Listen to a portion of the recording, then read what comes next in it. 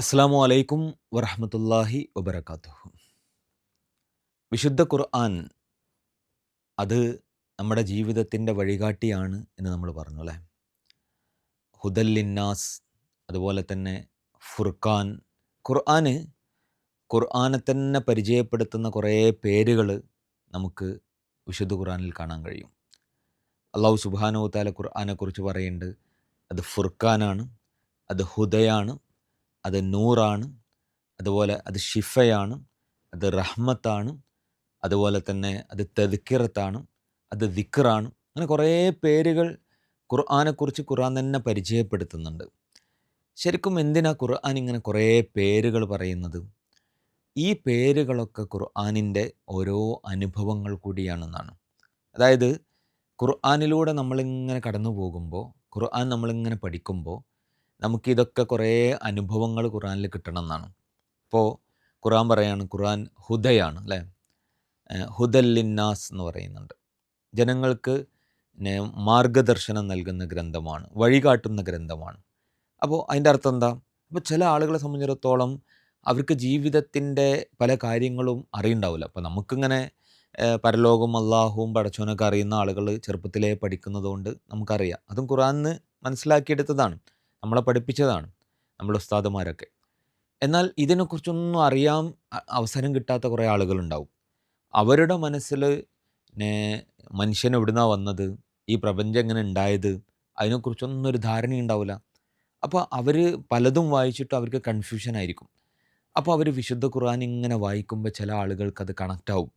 അവർക്കിങ്ങനെ മനസ്സിലാവും മനുഷ്യൻ ആരാ, മനുഷ്യൻ എവിടുന്നാ വന്നത്. മരണത്തോടെ അവസാനിക്കുന്നതാണെങ്കിൽ മനുഷ്യന് ഇത്ര കഴിവൊന്നും മനുഷ്യന് വേണ്ടല്ലോ. കാരണം ഇപ്പോൾ ഇവിടെ ഒരു പൂച്ച ജീവിക്കുന്നു, ഒരു നായി ജീവിക്കുന്നു, ഒരു പശു ജീവിക്കുന്നു, ഒരു പോത്ത് ജീവിക്കുന്നു. അതേപോലെ ഇങ്ങനെ ജീവിച്ച് ആണ് മരിച്ചാൽ പോലെ. പക്ഷെ മനുഷ്യന് ഈ പോത്തിനെ പോലെ അല്ലല്ലോ. മനുഷ്യന് എന്തൊക്കെയോ പ്രത്യേകതകളുണ്ട്, എന്തൊക്കെയോ സവിശേഷതകളുണ്ട്. അപ്പോൾ ഈ മരണത്തോടെ അവസാനിക്കുന്ന ഒരു ഒരു ജീവി ആവോ? അപ്പോൾ ഇങ്ങനെയൊക്കെ ആലോചിച്ചിട്ട് ഖുർആൻ വായിക്കുമ്പോഴാണ് ഒരു മനുഷ്യന് അത് പരലോകം എന്താണ്, സ്വർഗം എന്താണ്, മരണാനന്തര ജീവിതം, അതിലേക്കൊക്കെ വഴി കാണിക്കുന്ന ഒരു ഗ്രന്ഥമായിട്ട് ഖുർആൻ മാറും. അപ്പോൾ ഖുർആൻ എന്തായി? ഹിദായത്തായി മാറി എന്നുള്ളതാണ്. ഖുർആൻ ഫുർഖാനാണെന്ന് പറയുന്നത്. ഫുർഖാൻ എന്ന് പറഞ്ഞാൽ എന്താ? ഫുർഖാൻ എന്ന് പറഞ്ഞാൽ അൽ ഫുർഖാൻ എന്ന് പറഞ്ഞാൽ നന്മയെയും തിന്മയെയും വേർതിരിക്കുന്നതെന്നാണ്. അപ്പോൾ ആളുകൾ, മനുഷ്യന്മാർക്ക് പലപ്പോഴും നല്ലതേതാണ് ചീത്തതേതാണ് അത് മനസ്സിലാക്കാനുള്ള ഒരു മനസ്സ് അള്ളാഹു എല്ലാവരുടെ മനസ്സിലും നൽകിയിട്ടുണ്ടെന്നാണ്. വനഫ്സിൻ വമാ സവ്വാഹ ഫഅൽഹമഹ ഫുജൂറഹ വതഖ്വാഹ. അള്ളാഹ് പറയുന്നുണ്ട്, അള്ളാഹു എല്ലാ മനുഷ്യരിലും ഒരു മനസ്സ് സൃഷ്ടിച്ചിട്ടുണ്ട്. ആ മനസ്സുകൊണ്ട് നന്മയും തിന്മയും എന്താണെന്നൊക്കെ തിരിച്ചറിവ് അതിൽ നൽകിയിട്ടുണ്ട്. അപ്പോൾ എല്ലാ മനുഷ്യന്മാർക്കും നല്ലതെന്താണ് ചീത്തതെന്താണെന്നൊക്കെ സാമാന്യം മനസ്സിലാക്കാൻ കഴിയും. പക്ഷെ ഡീറ്റെയിൽ ആയിട്ട് മനസ്സിലാക്കാൻ കഴിയണമെന്നില്ല. അത് മനസ്സിലാക്കണമെങ്കിൽ എന്ത് വേണം? അതാരെങ്കിലും പഠിപ്പിച്ചു കൊടുക്കണം. അത് നമ്മളെ സൃഷ്ടിച്ച അള്ളാഹു തന്നെ നമുക്ക് പഠിപ്പിച്ചു തരാണ് ഖുർആനിലൂടെ. ഇന്നത് ചെയ്യുന്നത് നന്മയാണ്, ഇങ്ങനെ ചെയ്യുന്നത് തെറ്റാണ്. അപ്പോൾ നല്ലതും ചീത്തതും ഒക്കെ കൃത്യമായി നമുക്കിങ്ങനെ വേർതിരിച്ച് ഖുർആനിൽ നിന്ന് ഒരാൾക്ക് മനസ്സിലാക്കാൻ കഴിയും. എന്താണ് ഹറാം, എന്താണ് ഹലാല് എന്നൊക്കെ മനസ്സിലാവും. അതാണ് ഫുർഖാൻ എന്ന് പറഞ്ഞാൽ. ഖുർആൻ പറയാണ്, ഖുർആൻ ഷിഫയാണ്. എന്താ ഷിഫ എന്ന് പറഞ്ഞാൽ? ഷിഫ എന്ന് പറഞ്ഞാൽ നമ്മളെ അസുഖം മാറുന്നതിന് ഷിഫ എന്ന് പറയും അല്ലേ. അസുഖം മാറിയാൽ നമുക്ക് എന്തുണ്ടാവും? ഒരു ആശ്വാസം ഉണ്ടാവും, ഒരു സമാധാനം ഉണ്ടാവും, ഒരു സന്തോഷം ഉണ്ടാവും. ഖുർആനും അങ്ങനെ തന്നെയാണ്. ഖുർആനിൽ കുറേ ആയത്തുണ്ട്.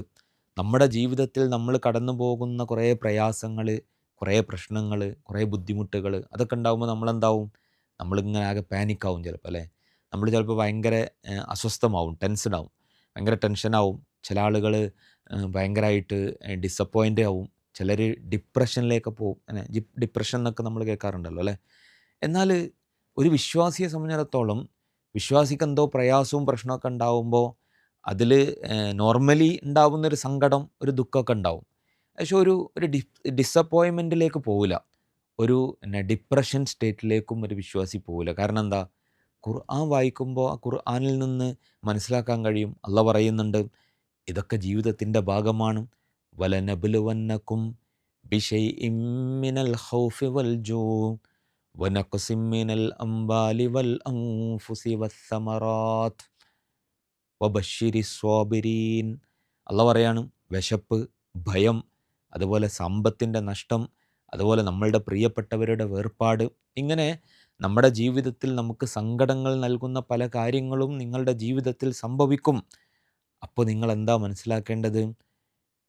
അല്ലദീന ഇദാ അസ്വാബത്തുഹും മുസീബ ഖാലൂ ഇന്നാ ലില്ലാഹി വ ഇന്നാ ഇലൈഹി റാജിഊൻ.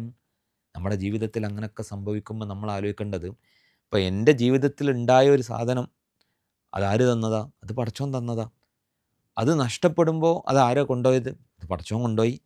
അപ്പോൾ പടച്ചോൻ തന്നത് പടച്ചോൻ തന്നെ എടുത്തു. അത്രയേ ഉള്ളൂ. അപ്പോൾ അതിൽ സ്വാഭാവികമായിട്ട് നമുക്കൊരു സങ്കടം ഉണ്ടാവും. അതിലപ്പുറം ഒരു നിരാശയൊന്നും നമുക്കുണ്ടാവാൻ പാടില്ല. ഒരു ഡിപ്രഷനിലേക്കൊന്നും പോകാൻ പറ്റില്ല. കാരണം എന്താ? പടച്ചോൻ ചെയ്ത ഒരു കാര്യം നമ്മുടെ ജീവിതത്തിൽ ചിലപ്പോൾ എന്തെങ്കിലും ഒരു ഹൈറുണ്ടാവും. നമ്മൾ വിചാരിക്കുകയാണ് അതിലെന്തോ ഒരു ബുദ്ധിമുട്ടുണ്ട്, ഒരു പ്രയാസമുണ്ട്.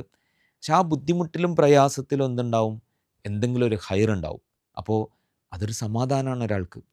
ഈ ആയത്ത് ഇങ്ങനെ വായിക്കുമ്പോൾ, ഇത്തരം ആയത്തുകൾ ഇങ്ങനെ ഓതുമ്പോൾ ഒരാൾക്ക് അവരുടെ ജീവിതത്തിൽ അനുഭവിക്കുന്ന ഒരു പ്രശ്നത്തെ, പ്രയാസത്തെ മറികടക്കാൻ അത് സഹായിക്കും. അപ്പോൾ മനസ്സിലെന്തുണ്ടാവും? ഒരു ആശ്വാസം തോന്നും. അതിനാണ് എന്ത് പറയുക? ഷിഫ എന്ന് പറയുക. അപ്പോൾ അതുപോലെ തന്നെ ഇപ്പോൾ ചിലരുണ്ടാവും, ചില കച്ചവടക്കാരുണ്ടാവും. ഈ കച്ചവടക്കാരായ ആളുകൾ എന്താവും? ഈ കച്ചവടക്കാരായ ആളുകൾക്ക് ചിലപ്പോൾ ലാഭം നേടാനുള്ള കുറേ വഴികൾ ഇങ്ങനെ അവരുടെ മുന്നിൽ വരും. അപ്പോൾ അവർ അതിൽ കൂടെ പോകാൻ നോക്കും. പക്ഷെ അതെന്താവും? അത് തെറ്റായ വഴിയേക്കാരും. അപ്പോൾ ആ തെറ്റായ വഴി കൂടെ പോകുമ്പോൾ ചിലപ്പോൾ പിന്നെ തോന്നും അത് വേണമെന്ന് തോന്നും. അപ്പോൾ ചില ആളുകളൊക്കെ പറയും, അതൊക്കെ ചെയ്തോ, എല്ലാവരും ചെയ്യുന്നതല്ലേ, എല്ലാവരും ചെയ്യുന്നതാണ്, പിന്നെ ഇപ്പം എന്താ ഇപ്പം നമുക്ക് ചെയ്താലും. അപ്പോൾ ആളുകൾ ചിലപ്പോഴും തെറ്റായ കാര്യങ്ങൾ അങ്ങനെ ചെയ്യും. പക്ഷെ അവിടെ ഖുർആൻ ഓതുന്ന ഒരാൾക്ക് എന്തുണ്ടാവും? അവർ ചിലപ്പോൾ ചിലപ്പോൾ സത്യസന്ധമായി കച്ചവടം ചെയ്യാൻ തീരുമാനിച്ചാൽ ചിലപ്പോൾ ലാഭം ഉണ്ടാവില്ല. ചിലപ്പോൾ ചെറിയ ലാഭമൊക്കെ ഉണ്ടാവുള്ളൂ. ബാക്കിയുള്ള ആളുകൾ ചിലപ്പോൾ തെറ്റായ രീതിയിലൊക്കെ ആളുകളെ പറ്റിച്ചിട്ടൊക്കെ കച്ചവടം ചെയ്ത് കുറേ ലാഭം ഉണ്ടാക്കുന്നുണ്ടാവും. അപ്പോൾ ഇയാൾക്കൊരു പ്രയാസം ഉണ്ടാവും. ഞാനിപ്പോൾ സത്യസന്ധമായി നല്ല രീതിയിൽ കച്ചവടം ചെയ്തിട്ട് എനിക്ക് ചെറിയ ലാഭമല്ലേ കിട്ടുന്നുള്ളൂ.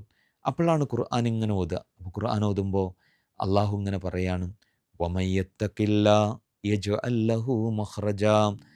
ആരാണ് അള്ളാഹനെ സൂക്ഷിച്ച് മുന്നോട്ട് പോകുന്നത് അവരെവിടെയും കുടുങ്ങിപ്പോവില്ല. അപ്പോൾ അവിടെ ഒരു വഴി ഇങ്ങനെ തുറന്നു കൊടുക്കും. ആ വഴിയിലൂടെ നടക്കാൻ പറ്റും. അപ്പോൾ നമ്മളിപ്പോൾ നല്ല രൂപത്തിൽ ജീവിച്ചാൽ, സത്യസന്ധമായി ജീവിച്ചാൽ എവിടെയെങ്കിലും കുടുങ്ങിപ്പോവോ എന്ന് വിചാരിച്ചിട്ടാണ് പല ആളുകളും തെറ്റ് ചെയ്യുക. അപ്പോൾ അള്ളാഹ് പറയണത് നിങ്ങൾ കുടുങ്ങിപ്പോവില്ല. കാരണം അള്ളാഹു നിങ്ങൾക്കൊരു വഴി കാണിച്ചു തരുമല്ലോ. എന്നിട്ട് അള്ളാഹു സുബ്ഹാനഹു വ തആല പറയാം, വയർസുഖുഹു മിൻ ഹൈസു ലാ യഹ്തസിബ്. നിങ്ങൾ വിചാരിക്കാത്ത രൂപത്തിലൊക്കെ പടച്ചവൻ നിങ്ങളെ സഹായിക്കുന്നതാണ്. കാരണം അള്ളാഹു എല്ലാത്തിനും കഴിവുള്ളവനാണല്ലോ.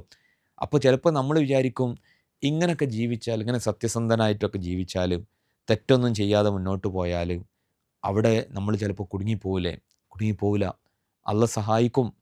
ഈ പറയുന്നൊരായത്ത് നമുക്കെന്തുണ്ടാവും? നമുക്കൊരു സമാധാനം നൽകും. നമുക്കൊരു ഒരു ഒരു ഒരു ഷിഫ നൽകും. അപ്പോൾ ഖുർആൻ എന്താണ്? ഒരു ഷിഫയാണ്. അപ്പോൾ അതുപോലെ ഖുർആൻ എന്താണ്? ഖുർആൻ പറയുക, ഖുർആൻ റഹ്മത്താണ്, കാരുണ്യമാണ്. അതിനെക്കുറിച്ച് നമ്മൾ പറഞ്ഞൂല്ലേ? കാരണം നമ്മുടെ ജീവിതത്തിൽ ഖുർആൻ ഇല്ലെങ്കിൽ പലതരത്തിലുള്ള പ്രയാസങ്ങളിൽ, പ്രശ്നങ്ങളിൽ നമ്മൾ പെട്ടുപോകും. നമുക്കവിടെയൊക്കെ എന്ത് ചെയ്യണം എന്നതിൻ്റെ ഒരു ഉത്തരം എപ്പോഴും ഖുർആനാണ് നമുക്ക് നൽകുക. ജീവിതത്തിലൊരു വഴികാട്ടി, റഹ്മത്താണ്. ഖുർആൻ പറയാണ്, ഖുർആൻ നൂറാണ്. എന്താ നൂറ് എന്ന് പറഞ്ഞാൽ? നൂറ് എന്ന് പറഞ്ഞാൽ വെളിച്ചമാണ് അല്ലേ? വെളിച്ചമാണ്, പ്രകാശമാണ്. അപ്പോൾ എന്തിനാ നമുക്ക് പ്രകാശം ആവശ്യം വരിക? നമ്മളിപ്പോൾ ഒരു ഇരുട്ടിലേക്ക് ഇറങ്ങുമ്പോൾ നമ്മളെന്ത് ചെയ്യും? നമ്മളെന്തെങ്കിലും വെളിച്ചം കരുതല്ലേ? ടോർച്ച്. മുമ്പൊക്കെ ടോർച്ചായിരുന്നു. ഇപ്പോൾ അത് നമുക്കറിയാം, മൊബൈൽ ഫ്ലാഷ് ലൈറ്റ് ഉണ്ടാവും. അപ്പോൾ ഫ്ലാഷ് ഓൺ ആക്കിയിട്ടാണ് നമ്മൾ നടക്കുക. കാരണം എന്താ? ഇരുട്ടിലൂടെ നടക്കുമ്പോൾ ചിലപ്പോൾ എന്തെങ്കിലും കുഴിയുണ്ടെങ്കിലോ, അല്ലെങ്കിൽ മുള്ളോ, അല്ലെങ്കിൽ കല്ലോ, അല്ലെങ്കിൽ കുപ്പിച്ചില്ലോ ഒക്കെ ഉണ്ടാവും. അല്ലെങ്കിൽ ചിലപ്പോൾ എന്തെങ്കിലും ജീവികളൊക്കെ ഉണ്ടാവും. അപ്പോൾ അതൊക്കെ നമ്മളെ ഉപദ്രവിക്കാതിരിക്കാൻ നമ്മളെന്ത് ചെയ്യും? ഫ്ലാഷൊക്കെ ഇട്ടിട്ട് നമ്മളിങ്ങനെ ഇരുട്ടിലൂടെ നടക്കും. അപ്പോൾ അള്ളാഹു പറയാണ്, ഈ ലോകം, ഈ ദുനിയാവ് എന്ന് പറഞ്ഞാൽ എന്താണ്? ഇങ്ങനെ കുറേ ഇരുട്ടുകളുണ്ട്. ദുലുമാത്ത് എന്ന് പറയുന്നുണ്ട്. കുറേ ഇരുട്ടുകളുണ്ട്. ആ ഇരുട്ടിലൂടെ നിങ്ങളിങ്ങനെ പോകുമ്പോൾ അവിടെ മുള്ളുണ്ടാവും, കുപ്പിച്ചില്ലുണ്ടാവും, കുഴിയുണ്ടാവും. ചിലപ്പോൾ ആ ഇരുട്ടിലൂടെ പോകുമ്പോൾ ചിലപ്പോൾ അതിൽ വീണ് പോകാൻ സാധ്യതയുണ്ട്. അപ്പോൾ ആ ഇരുട്ടിലെ കുഴികൾ നിങ്ങൾക്ക് കാണണമെങ്കിൽ, ആ കുഴികളിൽ നിന്ന് രക്ഷപ്പെടണമെങ്കിൽ, അവിടെ നിങ്ങളുടെ കാലിൽ തറക്കാൻ പോകുന്ന ഒരു മുള്ള്, അതിൽ നിന്ന് നിങ്ങൾക്ക് മാറി നടക്കണമെങ്കിൽ ഒരു വെളിച്ചം വേണം. ആ വെളിച്ചമാണെന്ത്? ആ വെളിച്ചമാണ് ഖുർആൻ. അപ്പോൾ ഇതാ നിങ്ങൾക്കൊരു നൂറ് നൽകിയിരിക്കുന്നു എന്നാണ്. അപ്പോൾ നമ്മുടെ ജീവിതത്തിൽ എപ്പോഴും ഈ ഖുർആൻ ഉണ്ടെങ്കിൽ നമ്മുടെ ജീവിതത്തിൽ നമുക്ക് എങ്ങനെയും പോവാം, ഏതിലൂടെയും മുന്നോട്ട് പോകാം. കാരണം അവിടെയൊക്കെ ഒരു വെളിച്ചമായിട്ട് നമുക്ക് ഖുർആൻ നൽകും. അപ്പോൾ ഇരുട്ടിൽ നിന്ന് രക്ഷപ്പെടാൻ കഴിയും, കുഴിയിൽ ചാടാതെ നമുക്ക് രക്ഷപ്പെടാൻ കഴിയും. അതാണ് നൂറ് എന്ന് പറഞ്ഞാൽ. അപ്പോൾ ഇങ്ങനെ ഖുർആൻ നമ്മളെ ഇത്തരം കുറേ കാര്യങ്ങൾ, പലതരം അനുഭവങ്ങൾ നമുക്ക് നൽകുകയാണ്. ഖുർആൻ പറയാണ്, ഖുർആൻ ദിക്റാണ്. എന്താ ദിക്ർ എന്ന് പറഞ്ഞാൽ? ദിക്ർ എന്ന് പറഞ്ഞാൽ ഒരു ഉത്ബോധനമാണ്. ഉത്ബോധനം എന്ന് പറഞ്ഞാൽ ചിലപ്പോൾ നമ്മുടെ ജീവിതത്തിൽ ഇങ്ങനെ ജീവിതത്തിൻ്റെ തിരക്കിൽ അങ്ങനെ ഓടിപ്പോവും. ജീവിതത്തിൻ്റെ തിരക്കിൽ ഇങ്ങനെ പോവായിരിക്കും. പല ആഘോഷങ്ങളും സന്തോഷങ്ങളും ഒക്കെ ആയിട്ട് നമ്മളിങ്ങനെ എൻജോയ്മെൻ്റ് ആയിട്ട് ഇങ്ങനെ പോവും. പക്ഷേ നമ്മളവിടെ എത്താവും, ചില ആളുകൾ അള്ളാനെ മറന്നു പോകും, മരിക്കണതിനെക്കുറിച്ച് മറന്നു പോകും, പരലോകത്തെ മറന്നു പോകും. അപ്പോൾ അതൊക്കെ മറന്നിട്ട് അങ്ങനെ തിരക്കിലൂടെ ഓടി എന്താ സംഭവിക്കാം? അവസാനം മരിക്കുന്ന സമയത്ത് നന്മൊന്നും ഉണ്ടാവില്ല. അപ്പം ഇങ്ങനെ ഖുർആൻ എന്ത് ചെയ്യും? നമ്മൾ ഇടയ്ക്ക് ഖുർആൻ ഓതുമ്പോൾ ഖുർആൻ ഇടയ്ക്ക് നമുക്കിങ്ങനെ ചില കാര്യങ്ങൾ നമ്മളിങ്ങനെ ഓർമ്മിപ്പിക്കും. അപ്പോൾ അത് നമ്മൾ മനസ്സിലാക്കുമ്പോൾ നമുക്കതെന്താവും? ഒരു ഒരു ഓർമ്മപ്പെടുത്തലാകും, ഒരു ഒരു ഉത്ബോധനമാകും. കാരണം ഇങ്ങനെ ഓടിയാൽ ശരിയാവില്ല. ഇങ്ങനെ ഓടിയാൽ ഞാൻ നഷ്ടമായിരിക്കും ഉണ്ടാവുക. അതുകൊണ്ട് ഇടയ്ക്കൊന്ന് നമ്മളുടെ ഓട്ടത്തിനിടയിൽ ഒന്ന് ആലോചിക്കാൻ, നമ്മളൊന്ന് തിരിഞ്ഞു നടക്കാൻ, അള്ളാഹുവെക്കുറിച്ച് ആലോചിക്കാൻ, പരലോകത്തെക്കുറിച്ച് ആലോചിക്കാനൊക്കെ ഖുർആൻ എന്ത് ചെയ്യും? ദിക്റായിട്ട് മാറും. അപ്പോൾ പറഞ്ഞു വന്നത്, ഖുർആൻ നമ്മളിങ്ങനെ വായിക്കുമ്പോൾ ഇങ്ങനെയുള്ള കുറേ അനുഭവങ്ങൾ നമുക്ക് കിട്ടണം. ചില ആളുകൾക്കത് ഹിദായത്തായിരിക്കും, ചിലർക്കത് നൂറായിരിക്കും, ചിലർക്കത് ഷിഫയായിരിക്കും, ചിലർക്കത് റഹ്മത്തായിരിക്കും, ചിലപ്പോൾ അത് ദിക്റായിരിക്കും. ഇങ്ങനെ പല അനുഭവങ്ങൾ നമ്മളുടെ ജീവിതത്തിൽ ഉണ്ടാവുക. നിങ്ങളോട് ഒരാൾ ചോദിക്കുകയാണ്, നിങ്ങളെ ജീവിതത്തിൽ നിങ്ങൾക്ക് ഏറ്റവും ഇഷ്ടപ്പെട്ട ഖുർആൻ ആയത്ത് ഏതാണ് എന്ന് ചോദിക്കുമ്പോൾ നമുക്കൊരു റിപ്ലൈ ഉണ്ടാവണം. ആ റിപ്ലൈ എപ്പോഴാണ് ഉണ്ടാവുക?